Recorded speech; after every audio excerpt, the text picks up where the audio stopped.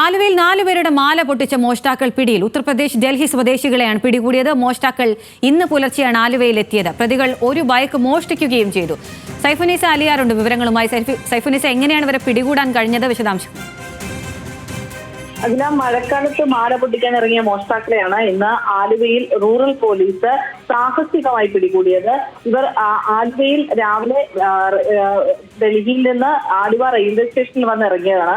അതിനുശേഷം അവിടെ പാർക്ക് ചെയ്തിരുന്ന ഒരു ബൈക്ക് മോഷ്ടിച്ച് കമ്പനിപ്പടിയിലെത്തി. അവിടെ നിന്ന് യാത്രക്കാരുടെ മാല പൊട്ടിച്ച് ചെങ്ങമനാട് ഭാഗത്തേക്ക് കടക്കുകയായിരുന്നു. ചെങ്ങമനാട്, പാലപ്രശ്ശേരി, മേക്കാട് എന്നിവിടങ്ങളിൽ ഇവർ മാല പൊട്ടിക്കുകയും തുടർന്ന് നെടുമ്പാശ്ശേരിയിലെത്തി ഒരു മാല പൊട്ടിക്കുകയും മറ്റൊരു മാല പൊട്ടിക്കാൻ ശ്രമം നടത്തുകയും ചെയ്തു. ഈ തുടരെയുള്ള കേസുകൾ, പരാതികൾ റിപ്പോർട്ട് ചെയ്തതിനെ തുടർന്ന് ജില്ലാ പോലീസ് മേധാവി എം ഹേമയുടെ നേതൃത്വത്തിലുള്ള സംഘമാണ്, പ്രത്യേക ഒരു സംഘം റോഡിലിറങ്ങി CCTVകളും ഒപ്പം തന്നെ റോഡുകൾ അടച്ച് പരിശോധിക്കുകയും ചെയ്തിരുന്നു. ഒടുവിൽ ആലുവ ഭാഗത്തേക്ക് വരികയായിരുന്ന മോഷ്ടാക്കളെ പിന്തുടർന്ന് തോട്ടക്കാട്ടുകരയിൽ വെച്ചാണ് പോലീസ് പിടികൂടിയത്. ഇവരെ സാഹസികമായി റോഡിന് ചുറ്റും നിന്നുകൊണ്ടാണ് പോലീസ് പിടികൂടിയത്. 2 ഇടങ്ങളിൽ നിന്ന് ഇവർ പൊട്ടിച്ചെടുത്തത് മുക്കുപണ്ടങ്ങളായിരുന്നു എന്ന് വ്യക്തമായിട്ടുണ്ട്. മോഷ്ടാക്കളുടെ ബാഗിൽ നിന്ന് ഈ കുരുമുളക് സ്പ്രേയും സ്വർണം തൂക്കുന്ന ത്രാസും വാഹനങ്ങൾ മോഷ്ടിക്കാൻ ഉപയോഗിക്കുന്ന ഉപകരണങ്ങളും പോലീസ് പിടിച്ചെടുത്തിട്ടുണ്ട്. പൊട്ടിച്ച സ്വർണവും ഇവരുടെ കയ്യിൽ നിന്ന് പോലീസ് കസ്റ്റഡിയിലെടുത്തു.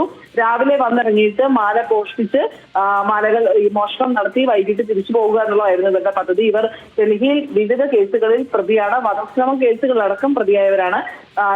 ജയിലിൽ വെച്ച് തന്നെയാണ് ഇവർ പരിചയപ്പെടുകയും ചെയ്തത്. ശരി, ആലുവയിൽ 4 പേരുടെ മാല മോഷ്ടിച്ച മോഷ്ടാക്കൾ പിടിയിലായിരിക്കുന്നു. ഉത്തർപ്രദേശ് ഡൽഹി സ്വദേശികളാണ് പിടികൂടിയത്. സൈഫുനിസ അലിയാറാണ് വിവരങ്ങൾ നൽകിയത്.